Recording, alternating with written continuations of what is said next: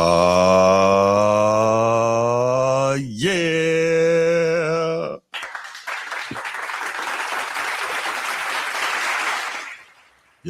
Yes. Welcome in. Welcome back to another episode of the Format Podcast live Tuesday night college football weekend wrap-up edition.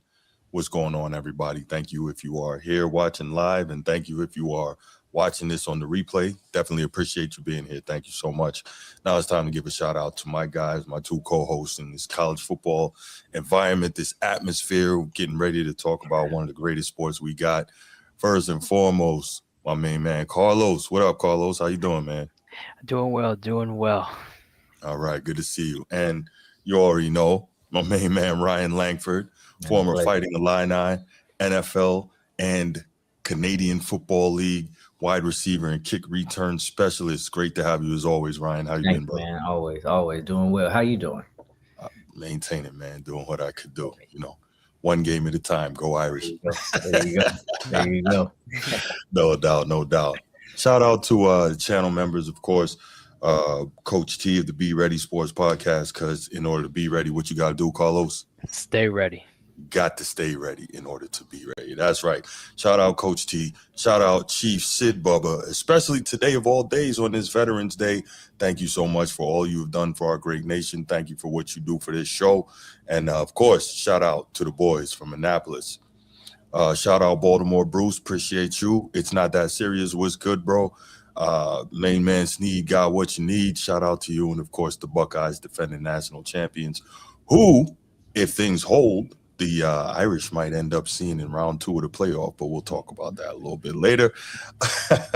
Shout out to my main man, Nino, long-time viewer, listener, and recent member of the channel. Appreciate all that. If there's anybody I forgot, I don't think so, but if there's anybody I forgot, man, we got love for you too, and we totally appreciate you being here. Thanks so much. Yes, Steve. Shout out Marcus Freeman. Shout out Coach Freeman. Shout out Jeremiah Love. Shout out Jeremiah Love. Shout out to Jadarian Price. Shout outs to Leonard Moore in that elite secondary. But you know, we love what we do here. Definitely appreciate it. We're going to go ahead, hit the spiel, and then we're going to come back and we're going to get to some good college football talk. Let's go. If you're watching here on YouTube, make sure you go ahead, click that subscribe, that like, that notification bell. Make sure you're kept up to date whenever we drop new content on the channel. If you want the audio-only version of the podcast, open up your audio podcast platform, hit the search bar, type in The Format Podcast. We should come right up. If you're enjoying the content, make sure you give us a like, leave us a 5-star review, and drop a comment. All that stuff helps us rise in the algorithm, helps us find more sports fans, helps more sports fans find us. Make sure you write it down, put it in your phone, make a note of it. The Format Podcast is live Sunday mornings at 10 a.m. Eastern. And finally, if you're really and truly enjoying the content we're delivering you, make sure you hit that join button. There's going to be exclusive content here just for you. Steve, I did. I shouted you out, king of the chat, man. I always do. Of course you are. I made sure I shouted you out. And I don't want to hear nothing about no anchors away. We just finished monkey stomping a mud hole in the midshipman this past weekend. That was a little bit of something, but it's not nearly going to be as gratifying as when my Black Knights give you all the business. Pause. Coming up on December 13th. And by the way, if you're a college football fan and you're a fan of this podcast, stay tuned. Look out for something special. We'll announce it, and then we got something special planned, Transformer and I, for Army versus Navy on, here we go. Here, okay. All right, hold on. Hold on, brother. Hold on. Let me make sure I'm connected. Oh, my God. Yeah, you know we had to get this call from Transformer. Here we go. Hold on. Transformer. Anchors away, are you serious? my boys. Anchors away. Bruce hates this song because the Navy is beating the Army. Ready to. Do you understand how much I hate you right now? The fact that you called in just to sing that stupid song? I had to do it. I was not going to allow you to cheat Sid Bubba on this magnificent day. The day of honoring all of the veterans, especially Chief Sid Bubba. And I did. You know where Chief Sid Bubba coming from? It's Big Navy all day, man. Big bucks, no whammies. Big bucks, no whammies, man. Have a great show. That's all I wanted to do. And call in and properly introduce Chief Sid Bubba. Ready to order arms. Have a good show, bro. Thank you, Transformer. I appreciate you, man. All This right, bro. guy. Can you, man? You believe this dude called in just to say, man, listen, I can't take it. I need Army to win this game so bad coming up next month. Got about a month. Mm-hmm. I need it. I can't take another year of this. I can't. Okay. All right. Now that I've been through my pain for today. Woo, okay. So, guys, we had a pretty decent weekend of college football last weekend. So we're gonna go through, I guess, some of the major happenings in last week's scoreboard.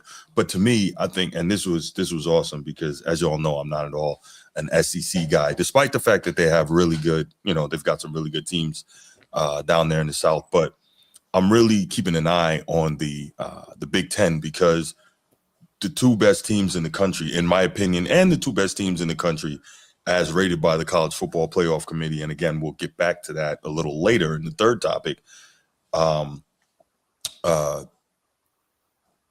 Indiana and Ohio State, they're right there sitting at the top. And then you see Oregon inside the top 10. But the keys were that Oregon-Iowa State game was an absolute dogfight. And then, which, you see on the thumbnail there, Big Ten dogfights.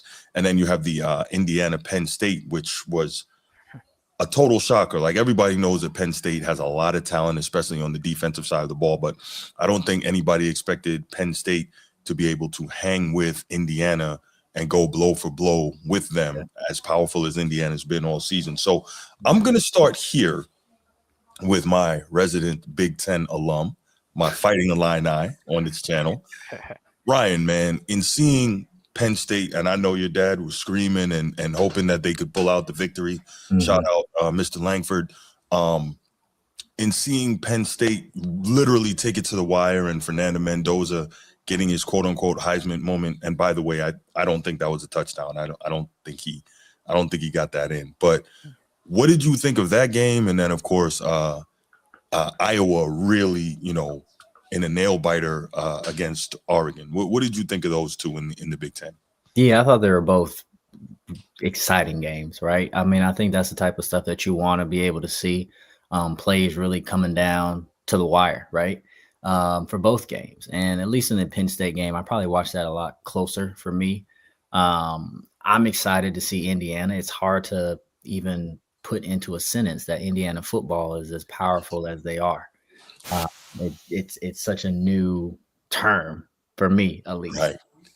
But they are a good football team, and they made some really plays. Good. I mean, honestly, that last drive was like a video game, right? It's kind of how you draw it up. And that catch, it was a catch. They ruled it a catch. I believe it was a catch too. Thought he was on the chalk, Ryan, I gotta say. Incredible. And incredible, right? Like quarterback put it where only his guy could get it. All the little things that really make it that special. And then also cool to see the coach just kind of taking over with emotion, because I think he is this guy that comes off as this strong arm guy who is, hey, we're going to tell him what we are. This what we do. And, but for him to kind of take a moment and really embrace that, wow, we just got this victory, shut this place up. We're getting on this flight and going home. Cool to see. No doubt. Carlos, what were your thoughts in seeing, these incredibly exciting Big Ten matchups that we saw this past weekend? Wow, two very crazy games. One of them was expected to be close, which was Oregon, Iowa, and then the other one was not expected to be, Indiana going for a game-winning drive down the field with it. Was a catch, Bruce. It was a catch. I think you was on the chalk, Carlos. Like, I watched that over and over, like the rest of us. If you're calling it that was on the chalk, there was another game where I maybe I'll remember it during the course of the show where it looked like the guy caught it, but they said he was on the chalk. And I'm like, well, so that wasn't a catch, but this was a catch, but it is what it is. Yeah. At first, I thought it wasn't a catch because at first it wasn't, but then I saw it over and over again, and then it kind of looked weird, but he caught it for somehow. He caught it somehow. So yeah, so Indiana gets the dub. But Oregon, Iowa, Big Ten football type weather, type football. Oregon went to a game-winning field goal, like nothing like it. Like Oregon, Iowa was the definition of Big Ten football over there in Iowa. Ugly weather, everything. So yeah, so two crazy games. Indiana and Oregon, they pull it off. Say again. I'm sorry. Say that last part. Indiana and Oregon, they both pulled it off. Yeah, no, they definitely did. And I think, though, as good as Indiana's been all year, sometimes you need games like this to really be tested and to really see, okay, how do you respond to the adversity? And I'm sitting there watching like, damn, Indiana could really lose this game.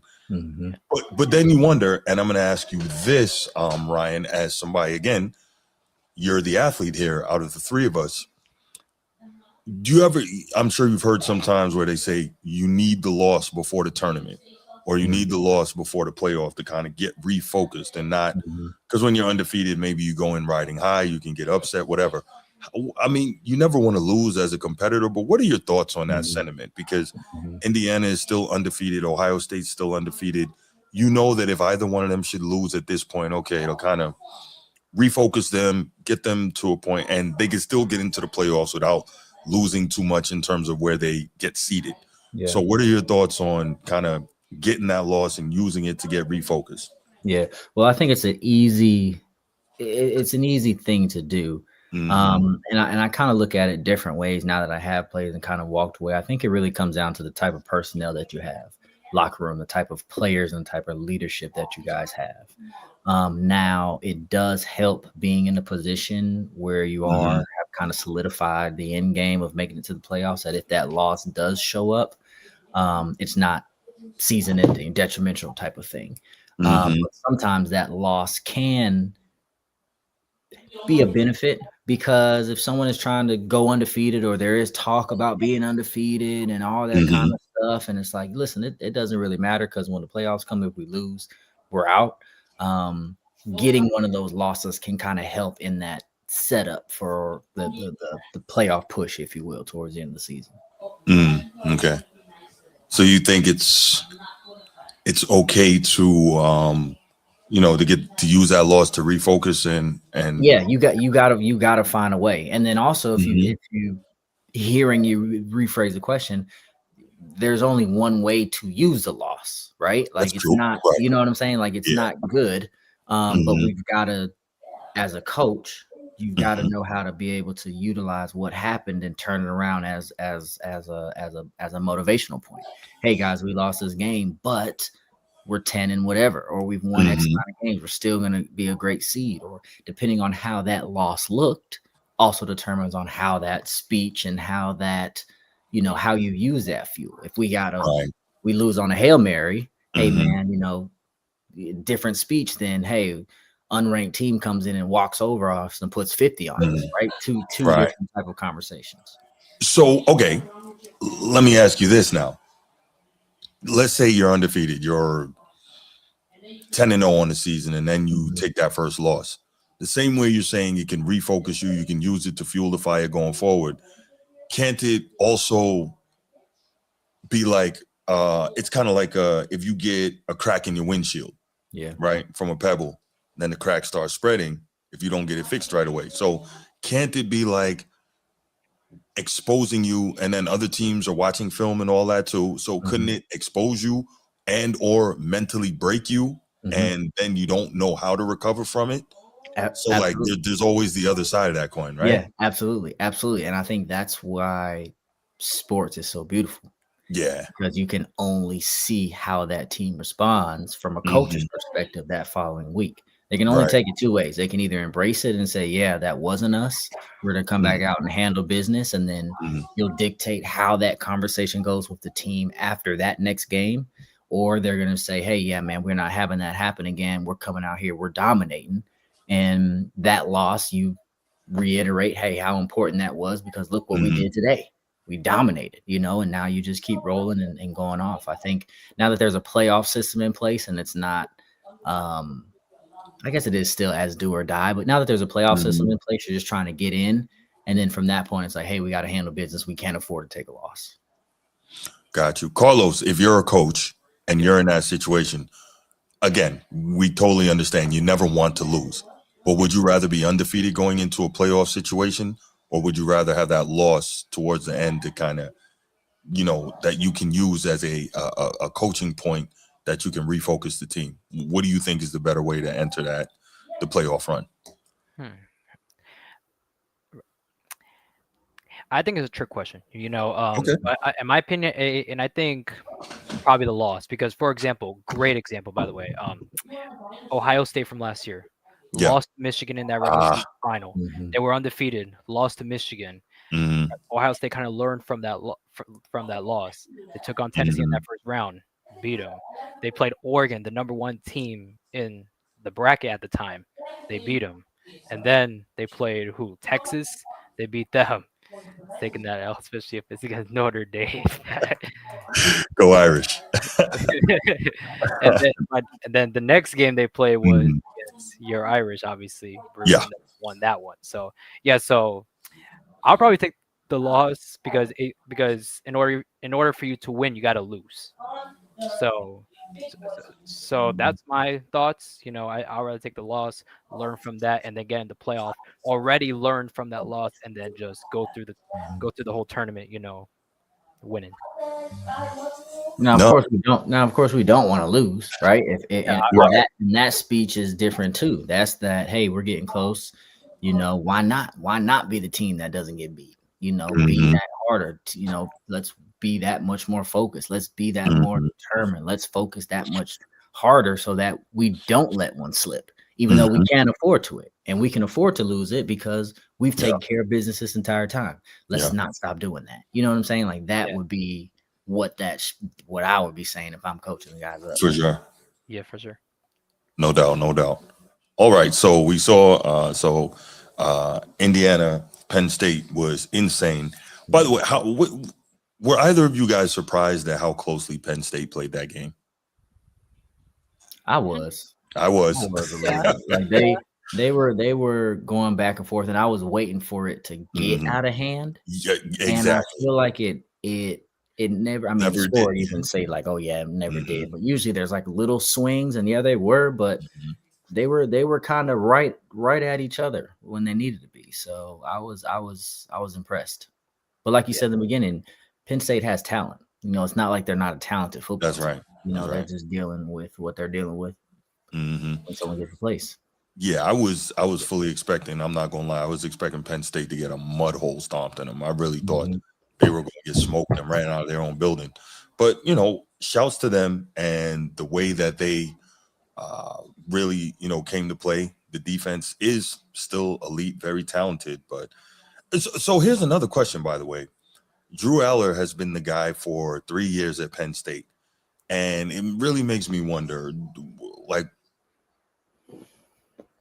what was Jonathan Franklin seeing in this guy? There's been no real improvement in Drew Aller over the 3 years, but we kept hearing, oh, he's this, he's that. Oh, he can be this, he can be that. And I'm like, well, what are you seeing that's making you believe that? And now you see the true freshman come in. I believe he's a true freshman. The backup, I can't remember his name. He's got a name that's a bit difficult to pronounce, but the kid out of, I think he's from Columbus, matter of fact, grew up watching Ohio State and wanted to play there. He ends up at Penn State, but that kid looks like he's got something more than Drew Aller does. And I'm like, did you guys not see this guy in practice all this time? What is that about? Because Drew Aller clearly isn't getting it done. And look at some of the games he has lost for Penn State by throwing big time picks at the end of games when you're trying to get it done. So I don't even, I guess the question first is, and I'm going to start with Carlos here. What do you think that they saw in Drew Aller that had them so heavily, I'm not going to say indebted, but so heavily dedicated to him in terms of him not being great and them refusing to try something else? What do you think that was about? Well, Well, for Drew Aller, he came out of high school as a 5-star from Ohio, so all the hype was there. Obviously, as a 5-star coming to Penn Right. State, and I think the reason why Penn State was so invested in Drew Aller was because of the eye test, because of his height, his potential. But unfortunately, he couldn't lead Penn State to the promised land, obviously for a championship. So now we're seeing this guy, Ethan Grunkmeyer, who's from Ohio. That's his name. Thank you. Yeah, so from Ohio. He had a solid game against Indiana. He had a solid 219 passing yards. He threw a touchdown. So, yeah. And I think the reason why probably Penn State saw Drew Aller is because of the eye test, probably. Yeah. So what you're saying is you're looking at what are undeniable physical traits, right? Yeah. He's got the big arm, prototypical size. I think he's like 6'5", like 240. He can move fairly well. But here's the problem, right? Yeah. Say again. He can run a little bit too. Like you're thinking, like, okay, this, we can work with it. This can be the guy. Yeah. But the problem is, if you want to be an elite, high level quarterback, you have to be able to use a military analogy. You have to be able to be a sniper. And Drew Aller is just. He's like a shotgun. He's just spraying everywhere. His accuracy is terrible. I've seen him in the 3 years that I watched him play at Penn State throw one really impressive pass, and that was against Oregon. And I was like, okay, he really dropped a dime in there. But that's it. Like, I've never been impressed with him, but I guess that's just my thought. Okay. Speaking of Oregon, Iowa. Let's start with you, Ryan. Oregon, Iowa, man. Where are you with that? First, and like, as in, what did you think of that game? And then secondly, how good is Oregon? Because to me, they don't look as good as they looked last year, even though they're still very good. Thoughts? Yeah. Iowa's atmosphere is wild. I think that I actually never played at Iowa, but I just know their fans, just even when they came to Champaign, right? Like, they are a great supportive program. Right. We had guys that will go up there on bye weeks and they're like, man, like, yo, Iowa was crazy, like crazy. So that's always cool to see, and always to feel that when you're watching the games and hearing the crowd and things like that. So I was impressed with them. Again, I knew it was going to be a tough place for Oregon to come in and play. But like you said, Oregon, I think, is not the Oregon that they used to be, that powerhouse. Anybody can get the ball and go 80 yards, and as soon as they get the ball in their hands, like, you don't know what they're going to have going on. But they still got a strong offense, right? And they still got some players on the field if they're, being ranked high in the Big Ten with a potential to, make a run for it. So I think Dan Lanning's got him in a good position. I think he's coaching his guys well. People can feel how they feel about him and his coaching philosophy, but I think he's got his guys playing together, and this was a big win that you can definitely use as motivation continue for the season. Okay, real quick, what do you mentioned Dan Lanning, his coaching philosophy? What do you think is people's objection to his coaching philosophy? Well, what is it, and why don't people like it? I think he has kind of this chip on your shoulder, kind of tough guy. We're going to talk a little smack, be somewhat flashy mentality. And not everyone can agree with that. Now, I think that does kind of play into who Oregon is as a whole, that Nike having different uniforms, different styles, that quick motion. Eugene, they're going to fill out their stadiums out there all the time. But I think that their style of football is very, very unique. Yeah, I don't understand. And again, this is me, layman guy, just talking head, why people would have an object. There's a simple way, if you don't like the way he's coaching, to fix that. Go out there and make him stop talking. Very simple way to fix that. Yep. If you can't make him stop talking, then he can talk. Seems pretty simple to me. Yeah. Carlos, your thoughts on this Oregon versus Iowa matchup? It was really like a traditional, real Big Ten type of slugfest, 18-16, and you can even tell the committee respected it. I think they only dropped Iowa one spot in the rankings. Crazy. After losing that. Yeah, I think Iowa's like 21 now. They were 20 last week. So so they respected that game. They didn't feel like Iowa should be punished too terribly for it. What were your thoughts on it? Yeah, for sure. Oregon, Iowa was the definition of Big Ten football. Ugly game. I believe they started that game with a safety, I believe, from Oregon, like 2-0. Yeah. So yeah, so from that point on, and I knew this game was gonna be ugly. It's gonna be one of those. Iowa type football. Those type of games. So those type of games. But Oregon manages to pull it off, game-winning field goal, and Oregon, they climbed up, I believe, one spot, and then Iowa drops one spot. Which right now, Oregon, that's their biggest win right now on their schedule.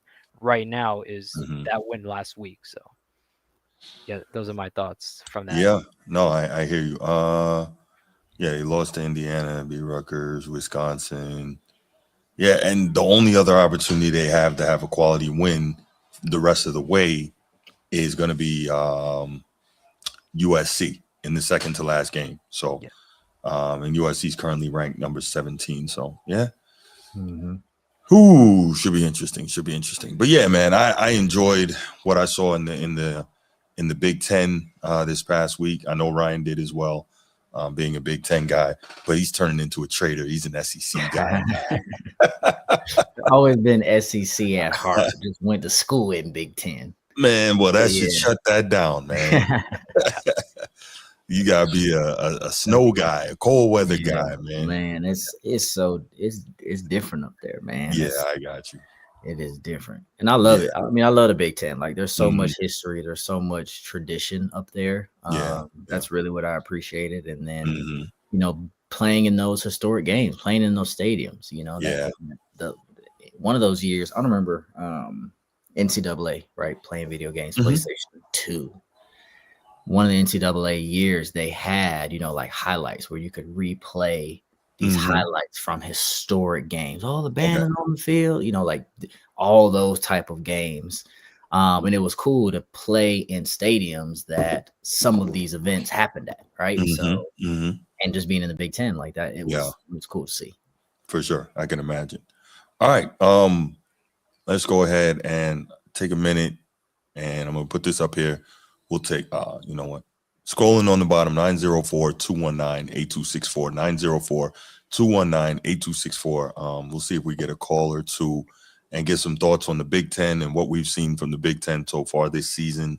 What we saw especially from those really tight Big Ten games last week, especially those two. And, if you want to call in and say how you think the Big Ten is going to do come playoff time, because it looks like right now they've got Ohio State pretty much guaranteed unless something goes totally off the rails. Indiana, Oregon.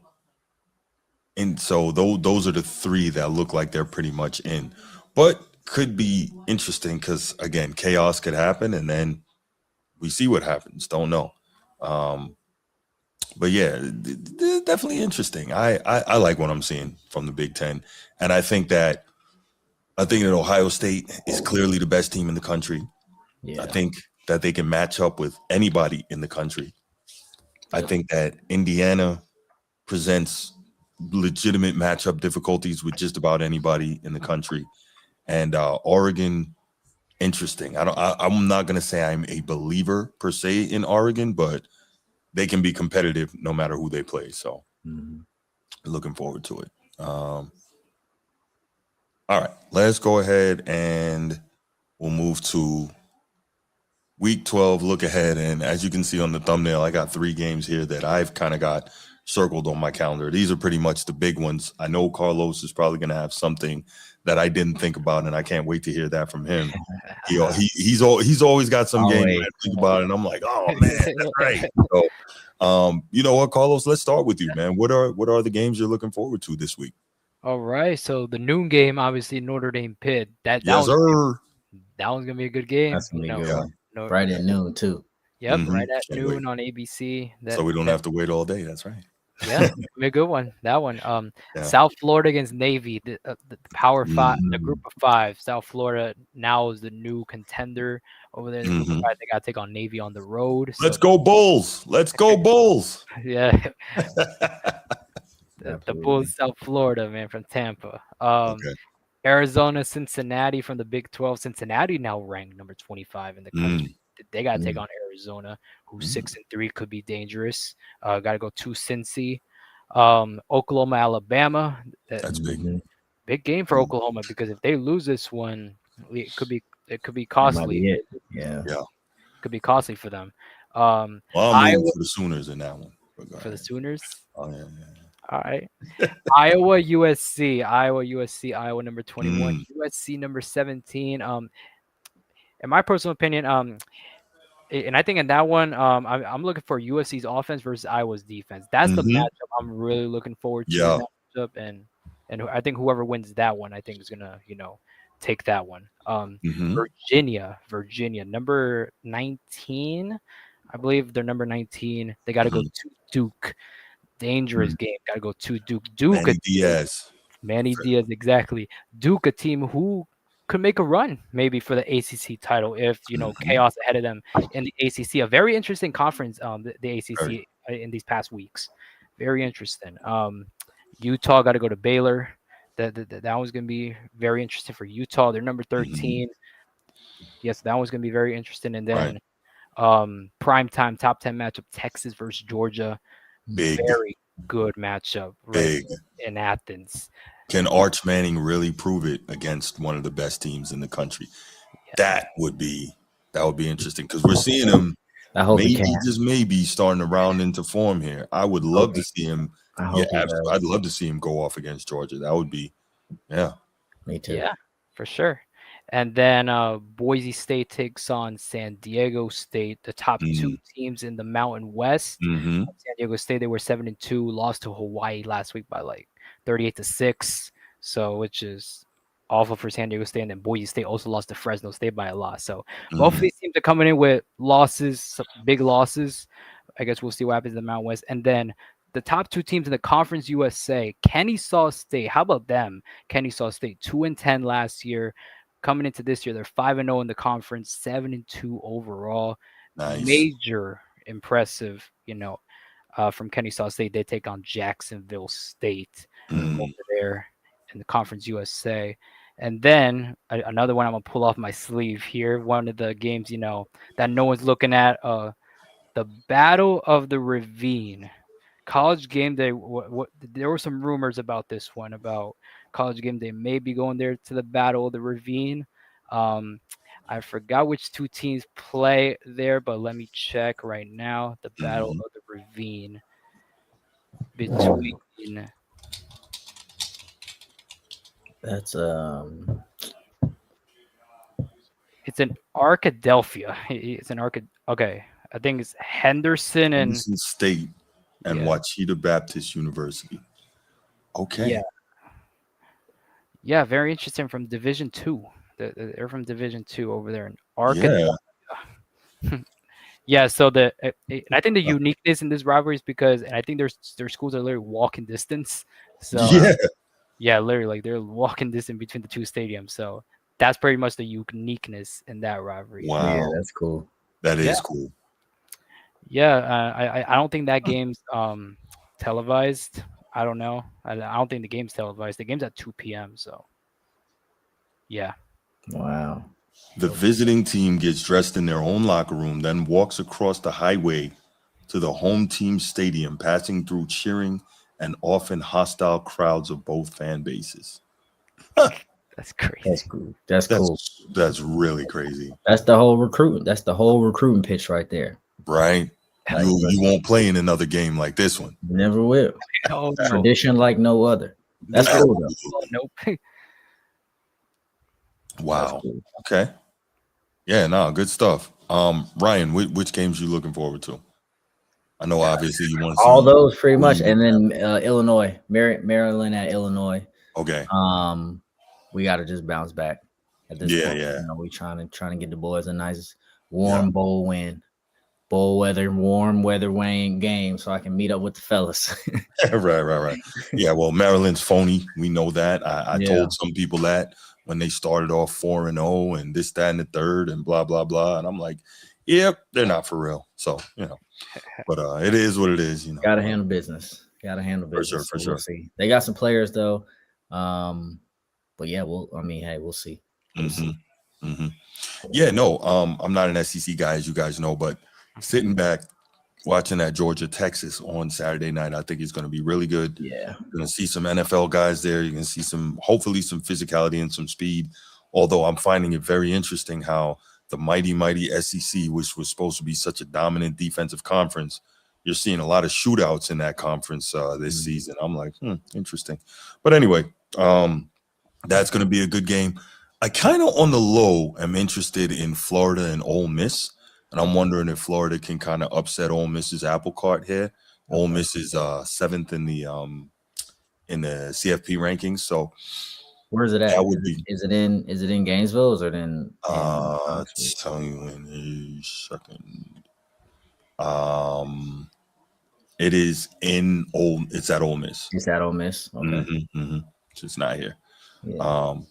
So if they're sleepwalking, Florida, because Florida. Right. They still have talent. They still got talent. That's right. And they know these are those games where it's like, look, hey fellas, we got a chance. We handle business. If we can jump out on them early, good. Yeah. Obviously looking forward to that OU Bama. I think this is going to be a real test of Oklahoma's defense going up against Kalen DeBoer and that high-powered Alabama offense. Kalen DeBoer and Ryan Grubb, man, that is a fantastic 1-2 punch at head coach, offensive coordinator. We saw what they did in Washington. I mean, they've been together for years and they've had a tremendous amount of success as a duo, and they've got Alabama pretty much humming right now. Alabama got shocked by Florida State in the opener, hasn't looked back since. So watching them against Oklahoma and that defense, and Brent Venables calling the defense, but the question is, how healthy is that Oklahoma quarterback, and can Oklahoma put up enough points? Because Alabama's defense is not what it once was. So if this thing gets into a shootout with Mateer, running that Oklahoma offense, it's very possible. It's very possible. Yeah. And if the defense really gets rolling for the Sooners, they can get after you. So I think they had a game earlier in the season with like 10 sacks. Which was a program record. So that, they can attack the quarterback. So really good one. And then of course, Notre Dame and Pitt. And I think this game is going to be more competitive than people think, even though Notre Dame is a really well-balanced offensive team this year. But what does Notre Dame primarily want to do? They want to get the run game cranked up. And Pitt has, if I'm not mistaken, the number 4 rush defense and the number 3 rush defense in the country so far. Texas Tech, Texas, and then Pittsburgh. So they're going to want to stop that. However, if we are objective, let's pull up. I had it up. Sorry, guys. Let's pull up Pitt's schedule thus far. I would say it's easy to have the run defense ranked as highly as it is when you have played Duquesne, Central Michigan, West Virginia, Louisville, Boston College, Florida State, who is probably the only team they played so far with a really good run offense, Syracuse, NC State, and Stanford. Now they go up against the best running back room in the country. We're going to find out just how stout that run defense is. So, we'll see. Yeah, absolutely. And also, I was listening to some stuff and reading some things earlier. Pittsburgh offense, this is not your dad's Pittsburgh offense. Like, they are slinging the ball all over the field. So they're going to put a little bit of pressure on Notre Dame's secondary. This is probably going to be the best passing offense the Irish have faced since they handled USC. So, but I'll say this: better be careful throwing it in number 15's direction, because Leonard Moore will punish you if you try to do that. He's either going to knock it down or he is going to get a pick. So, gotta be careful with that guy. Best cover corner in the country. Not saying that because I'm an Irish fan, saying that because it is what it is. He completely took Mekhi Lemon out of the game, and that's one of the best receivers in America. I know Ryan knows that and appreciates that. When you were playing, Ryan, and you got that attention from, the elite cover corner on the other side, how flattering is that, or is it more annoying? I could just abuse their second corner, or what? I was trying to make it to the NFL, so I knew there was a chance that you're going to be going against. You're going to have to go against the best players in college to make it to the next level, right? And I like to think that most athletes like competition, and knowing that you're going to go against someone who is just as good or better than you, and you're going to have to step up and play your game is why we play the game. So I was always excited to go against and get an opportunity to compete against. It didn't matter who it was, because that gave me a chance to show myself, and that's where you able to, make it to the pros and last as long as you can, if you can. So, if you're the guy that they're going after, you know that that's the weight that you got to carry, and you got to make the plays. Do you remember who's the best DB you went up against? Mano in college. Braxton Miller was really fun to play against. Okay. He was. Oh no, Braxton Miller's quarterback. Bradley Roby. I was like, I was assuming that it was another Roby. Braxton. Yeah, Bradley Roby. Oh, okay, yeah. Ohio State.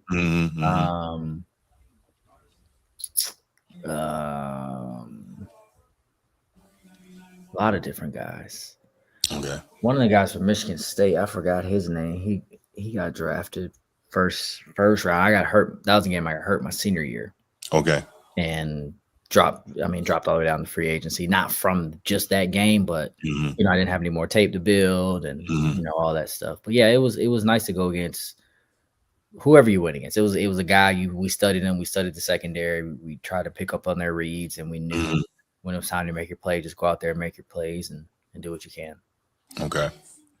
So how much of when you play against a guy like that, how often does the coaching staff say, I'm going to try to scheme you open, or they're going to say, we will use you as a decoy and let some of these other guys take advantage of, the lack of coverage, the coverage that's, rolling towards you?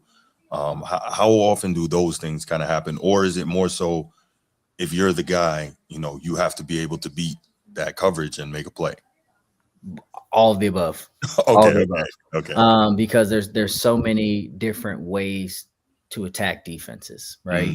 If we're trying to attack a guy, we're ultimately trying to attack where they're weak at, right? So if they're going to put their best man against our best guy, well, we need our next best guy to beat their next best guy. And how can we make those matchups happen? A lot of the times I was being utilized for my speed, right? So they knew that the deep threat was coming. They knew that possibly reverses were coming. So there are ways to get people off balance where fake reverses, or I'm, taking the top off of defenses and we're hitting guys underneath. So that's kind of, I think, how we scheme things up. And then me personally, I try not to worry about who I was going against, but I needed to know who they were, and I would study how they were. Okay. So I'd watch a lot of tape. So that's one thing that I think separates good from great players. Was I a great player? I don't think I was a great player. I think I was just blessed to be able to play and make the plays that I was able to make. Yeah, for sure. But film study is so key. And the way that I would watch film is by coverages. They do it by coverages, down and distance, plays, games, videos, all different types of things. I used to love watching the big play cut up, which is all the big plays that are over a certain yardage, big play runs, big play passes. And I used to love watching man. And what I would watch on those would literally just be the player and the tendencies of that player. So it can be a run going to the opposite side of the field. I'm only watching him. And if I'm like, all right, he's kind of relaxing on the backside, cool, make a note. That gives me the possible mentality of how he is as a player, that he might be trying to father-in-law us out there when the play's away. He just trying to, just play patty cake. So I will always try to break down and study people to get myself the better advantage. Got you. Okay. Appreciate that insight. Let's go ahead and we'll take a couple calls. I know Steve, King of the Chat, said he wanted to call in 904-219-8264. 904-219-8264. We'll take one, maybe two calls if we get them, and then we'll go on and we'll talk about the second iteration of the college football playoff rankings before we get out of here for the night. So, Steve, I thought you said you wanted to call. Go ahead and give us a shout. We want to hear from you and anyone else that wants to call as well.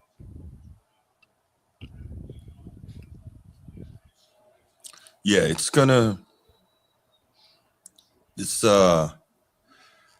Pitt Notre Dame. It's gonna be good. That's a big one. Yeah. Pat Narduzzi seems to have a real dislike for Notre Dame. I mean, I guess a lot of people do, but he seems to have a particularly pronounced one, and I'm not exactly sure why, but we'll see what happens. And it is sometimes cool to, see a game at noon, so you don't have to wait till 2:30 or 3:30 or even 7:30 in the evening for it. So, but all good. Yeah. Yeah, I was surprised when Herb Street was calling that BYU game this past weekend, wasn't he? I was too. I was just flipping the channels. I was like, wait a minute, is he doing this game right now? Right? Yeah. I mean, it was the biggest game of the weekend, I suppose. It was. I was like, dang, the sun is still up. What's he? Right. Bruce, what's going on, man? How y'all boys feeling tonight, man? Maintaining, brother. How are you? Doing well. Carlos, how you been? How you doing, Carlos? Doing good, Bruce. How are you? How you doing, my man Ryan? Man, doing well. Thank you for calling. Well, Bruce, I was sitting back listening to you talking about my Bama boys. Roll Tide, motherfucker. You know I was gotta say that. You were saying that our defense ain't what it used to be, right? Yes, that's correct. That's not true. Actually, we 10 in total defense and 7 in passing yards allowed. We are 10th in total defense, allowing only 303 yards a game. So we're top 10 in the country. Mm-hmm. Sorry, go ahead. You're only giving up 164 yards passing the game. And Alabama is ranked 24 yards per play, with opponents averaging 5 yards a play. They are ranked 20th in defensive stop rate, which is the percentage of drives that end in punt, turnover, or turnover and down. So, to see, I would say the defense is above average right now. Absolutely. Absolutely. It's above average. No, it's still a good defense. Well, I just mean, like, remember back in the day, and you know this as a Bama fan, Bama used to put people in the sleeper hold and say good night. You know what I mean? Mm-hmm. And when I say the defense isn't what it used to be, I'm saying it's not that. That's all I mean. I don't mean to imply that it's a bad defense or it's not an above average defense or not even a very good defense. It's just not that. When they had like 6 NFL guys on one side of the ball. For sure. 7 guys that was going to the league. Right. I'm gonna be objective here, man. Hey, man, Notre Dame kicking butt after those first 2 early losses. And early in the season. Even though they got a soft schedule, they're doing what they're supposed to do. Now, we always know the test's gonna come in the playoffs for them. But they're well coached. I like their philosophy. They physical on offense. They run that rock. So we'll see. They play Pittsburgh. This is somebody else where they're gonna wipe off the map again. This is another easy game for them. Okay. Cause I was gonna call on the first topic because I ain't gonna get into it. You stick to this next topic so quick. But yeah, Notre Dame, they playing well. They wax Navy. I was talking trash to you about I hope Navy we beat them and all that. No, I get it. The first 2 drives was looking kind of even. Yeah. See, when you look up, you're like, wow, it was 40 to 6. Right. Channel. Right. So y'all whooped them. Y'all put belt on them. Y'all been putting belt to guys, man. And hey, y'all gotta they saying Pittsburgh supposed to be tough to guys y'all supposed to play. Yeah, they throw the rock, but they ain't gonna do nothing. That's Notre Dame on another level right now. The tell-all be-all is going to be playoff time. Absolutely. That's when you really going to get to play the guys. Same with Ohio State. Soft schedule, technically. They ain't really playing nobody formidable during the regular season. Mm-hmm. Let's be truthful. I want to be they set it up like that. All the powerhouses get a soft schedule so they be guaranteed to get into the playoffs. I don't know. I'm just thinking, look out. Good, bro. No, I was going to say, I don't think they set up the schedule that way, but I mean, I get what you're saying, but just looking at, give me 1 second. Let me pull it up. Just looking at what the bracket would look like if the playoffs, started this week or whatever, right? South Florida and Georgia, Notre Dame at Oregon, Miami at Texas Tech, Texas at Ole Miss. Like this playoff field, let's say it holds form. there's not going to be an easy path at all. At all. It's going to be, right. So whoever wins will truly be tested will be good. Almost all the way through. Because let's say Georgia beats South Florida. I think that's a safe bet, right? South Florida is going to compete, but let's say Georgia beats them. Second round, Bama and Georgia, right? Let's say Oregon and Notre Dame. Winner of that, Ohio State, right? That means the next semi is we're going to assume Ohio State versus the winner of Bama and Georgia. There's no easy path to this thing. There's no easy path. Right. Then on the flip side, the winner of Miami and Texas Tech, which I believe will be Texas Tech because they defend up against A&M, another team that defends. A&M is elite on third down in defense, getting teams off the field.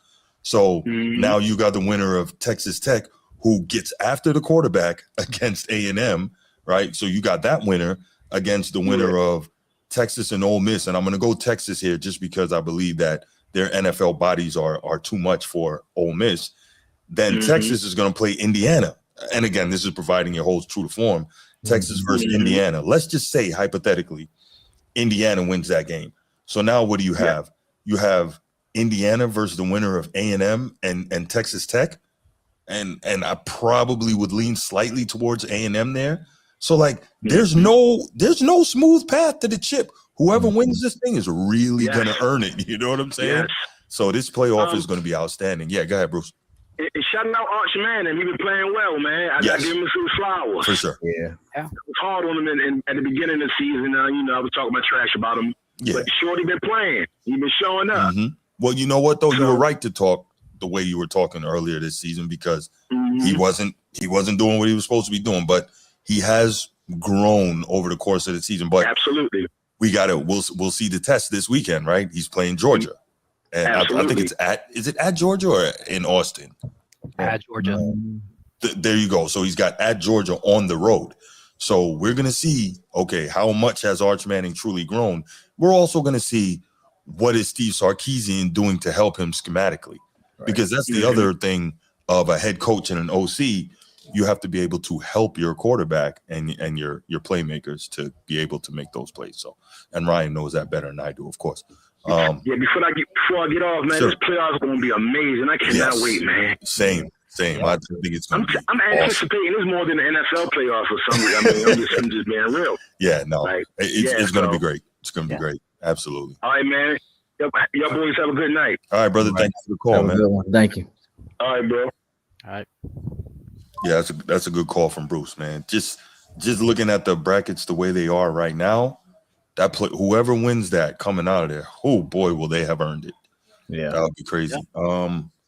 All right, I guess the king of the chat is not gonna be calling, so we will go to this final topic, and that is college football playoff rankings reviews, and we're gonna do this every week, until the end of the season. So let me go ahead and pull this up, guys. All right, college football playoff ranking as of this week. So we have, I guess we'll start from the bottom. 25 Cincinnati, 24 South Florida, 23 Tennessee, 22 Pitt, 21 Iowa. And again, clearly the committee really respected the way Iowa played Oregon because they only dropped them one spot from that loss. 20 Louisville, 19 Virginia, 18 Michigan, 17 USC. The Big Ten is well represented in this top 25 as well. 16 Georgia Tech, 15 Miami, 14 Vanderbilt, 13 Utah, 12 BYU. They took, what were they, number 7 last week, I believe. They got beat by Texas Tech, so they dropped down a few spots. 11 OU, 10 Texas, 9 Notre Dame, 8 Oregon, 7 Ole Miss, 6 Texas Tech, 5 Georgia, 4 Alabama, 3 Texas A&M, 2 Indiana, and 1 The Ohio State.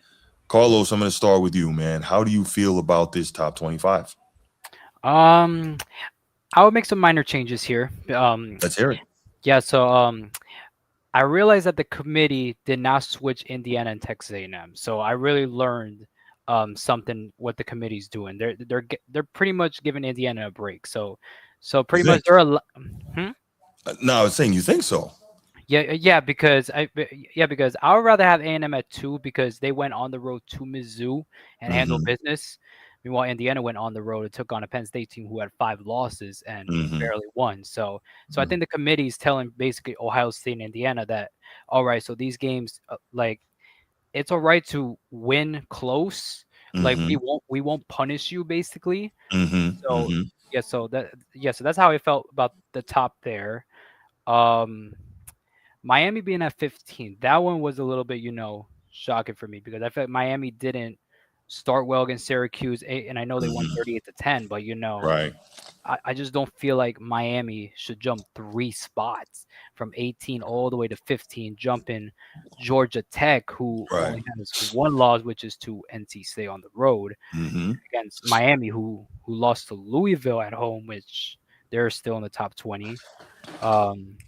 So Virginia and Louisville still ranked here after their 2 losses. So so very interesting about that. So let me interrupt you real quick, Carlos. Gotcha. I believe that the committee values Miami having that win over Notre Dame. Yeah. I think they value that. It's probably saying, well, that's their best win of the year. Yeah, for sure. Yeah, I feel like the committee's given Miami the benefit of the doubt because Miami has talent. So that's probably why they're 15. Iowa dropping down 1 spot, which I'm all right with because they lost close to Oregon by a game. USF getting in there over James Madison. Which I believe should be all right because James Madison, who's a very good team out of the Sun Belt. Solid program, yeah, solid program over there in the Sun Belt. Signetti built that, Signetti built, and then now another coach. Yeah, so South Florida at 24. They're the Group of 5 representative now. Was Memphis, but they lost. Now South Florida's in. So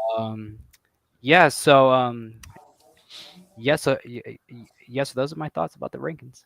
Nice. Ryan, do you have any thoughts here? Do you think anything's kind of out of order? Or are you okay with where teams ended up? Yeah, I'm pretty set. Carlos brought up some good points just about the IU thing, and I'm always interested to see how things shake up when teams have to play. Those bye weeks, when teams got bye weeks and they can sit and they don't got to move. I always think that's interesting. But I think it's pretty fair. It's pretty fair. Yeah, I can agree with that too. And again, let me say this. I am not upset with anybody that has issue with Notre Dame being where they are and Miami being where they are. I'm not upset with that. Anyone who has an issue with that, because I keep saying it, head-to-head has to matter. I understand it was the first game of the year, blah, blah, blah, blah, blah, blah. But head-to-head has to matter. So I totally get anybody who has a problem with that. You're not going to find me giving any real pushback. I do wish Notre Dame could have somehow squeezed out that win against A&M, man. 1 point, that's a tough one. 1 point at home, but it is what it is. I'm wondering at what point the bubble is going to burst on Georgia, because they're number 5. They only have 1 loss, but they're not winning convincingly. Like, they're having to, and there is something to be said for knowing how to win, but they keep having to come back from these double-digit deficits and, claw and scratch their way back into games and pull it out at the end. And I'm like, I don't know, man. I think you should at the very least appear to be more dominant to be ranked that high in a college football playoff ranking. But they'll get a chance to prove it, this weekend, right, against one of the better teams in the country. So I'm pretty good overall, although, Carlos, I'm going to push back. I like Indiana at number 2 because this is, if I'm not, that's the first time they were really, really tested all year. Yeah. Other than that, if they've won with, for the most part, relative ease, right? So, you think I'm too objective? It's not that serious. That's what I got to do, man. I'm a journalist, bro. But no, I think that there is something to be said for the fact that where was I? I'm sorry, I lost my train of thought there. Yes, Indiana at number 2. I like it. They've only been tested once, and they went, as you mentioned, they went right down the field with a beautiful game-winning drive to win that game, right?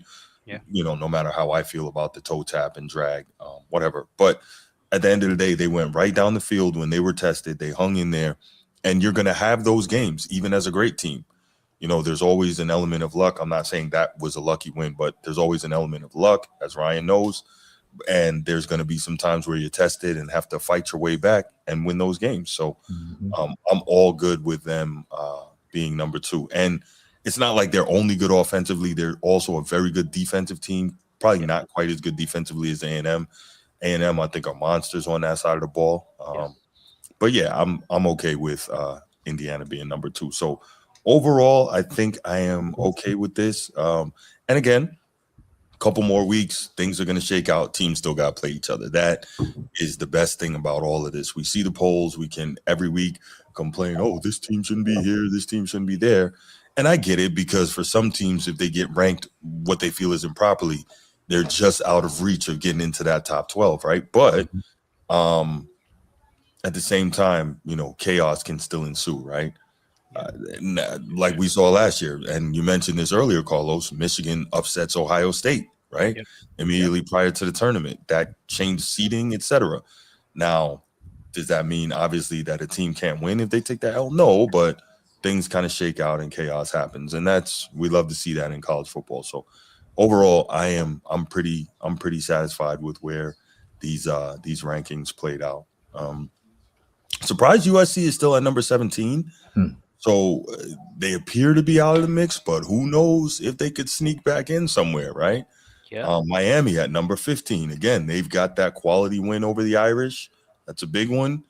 And who knows how the ACC is going to play out. They may be able to pull something off.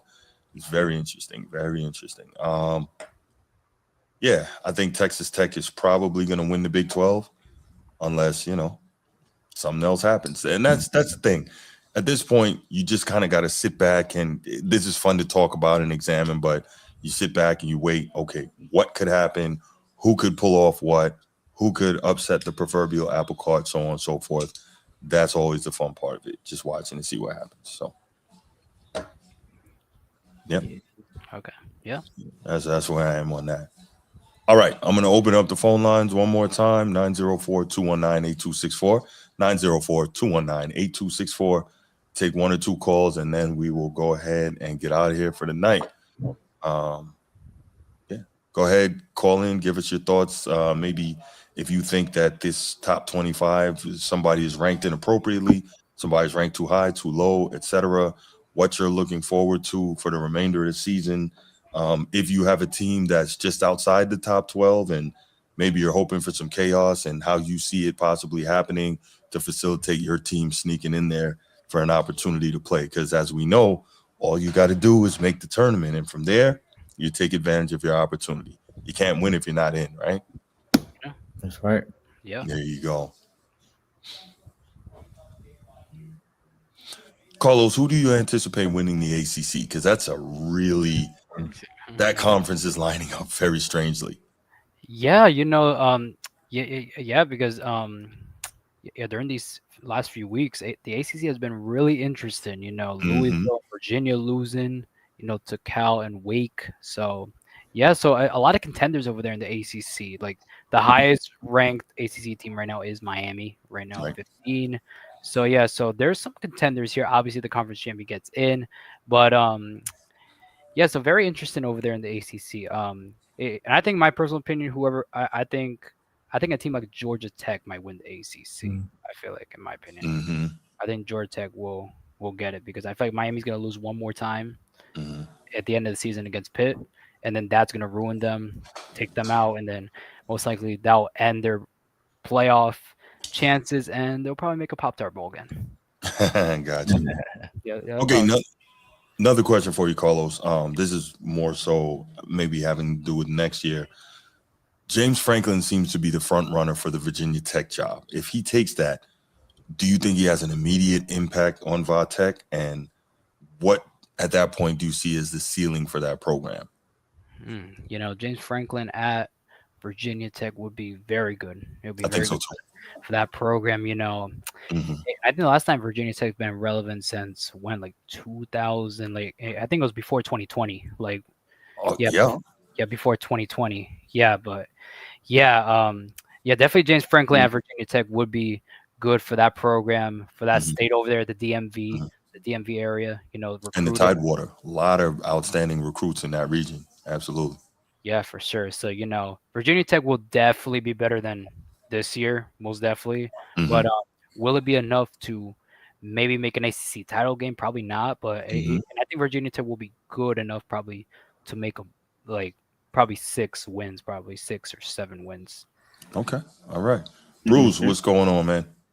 Yeah, I was sitting here looking at the playoff bracket. Okay. The top 12 is basically set. I'll kick out BYU and move up Vanderbilt. I just like that cash they got going on That's down a good team, there man. at Vanderbilt. Yeah, that BYU. See, BYU 12. It says 12 teams, right? Mm-hmm. Yeah. Vanderbilt 14. You know, I'd rather see Vanderbilt in the tournament because of the quarterback. He's tough as nails. Just the whole atmosphere, how tough they play. That is like everything about Vanderbilt. You know why that is, right? You know why that is. Tell me why. I don't know everything, bro. The reason why is because Clark Lee is Notre Dame's former defensive coordinator. Go Irish, bro. Go Irish. No. He's also Vanderbilt alum, and he's doing a fantastic job there. I got to give him credit. So Ole Miss at 7. It just don't jump off the screen to me. I agree. Just SEC favoritism, man. Just hopefully Miami could get in, man. You know, Miami always a good look. You know, that popularity, the money. That'd be a great to see Miami in at 12. For sure. 15, they still got a shot. You know, all the big, yeah, Miami move up, but Ole Miss, they just don't jump out the screen to me. You know? I agree. It would not surprise me if Florida upset them this weekend. It just wouldn't. I'm not saying they will, but it wouldn't surprise me to see it. Now, I was reading something about Texas Tech. They said they got like one of the highest nil. The defensive players, they said they loaded in Texas Tech. I need to start checking them out. Yeah, they spent the money. Them out. Yeah. Yes, they said they knew pockets is deep down in Texas Tech. Yes, sir. Anything in Texas is going to be big. So. That's right. Yeah, I don't want to keep y'all boys up to everything is pretty much set, except for Ole Miss and Vanderbilt need to move up, and hopefully Miami can get in. I like Georgia Tech with that quarterback. I like that system. Yes. Yeah. He's tough as nails. He's gonna be in the league. So yeah, I agree. So other than that, anything below 15 is below 16. USC, Michigan, Virginia. Nah, but yeah, hopefully Vanderbilt moves up and hopefully Miami moves up. All y'all boys have a great night. Hey, appreciate you, man. Thanks for the call. Sure. All right, man. Yeah, another good call from Bruce. Another good call. Yeah. So that's what it looks like. But we are going to leave it right there. Appreciate everybody who's here watching. Thank you so much. Thank you for the interaction in the chat. Make sure you're sharing this. If you're enjoying it, make sure you like, subscribe, hype a video. We appreciate that as well. And all of that stuff helps us. And of course, we will be back with you for 4-topic show tomorrow night with Transformers. Sneed got what you need. And I believe Brittany Monique, host of the Sideline Speaks podcast, will be joining us as well to discuss her Eagles beating the Transformers Packers Sunday night. So that should be interesting. I can't wait to just grab my popcorn and sit back with that one. But we'll be back with you tomorrow night to discuss NFL topics, etc. And we'll be back with you next Tuesday with Carlos and Ryan, God willing, to talk more college football. So again, thanks so much for being here, and we out. Peace.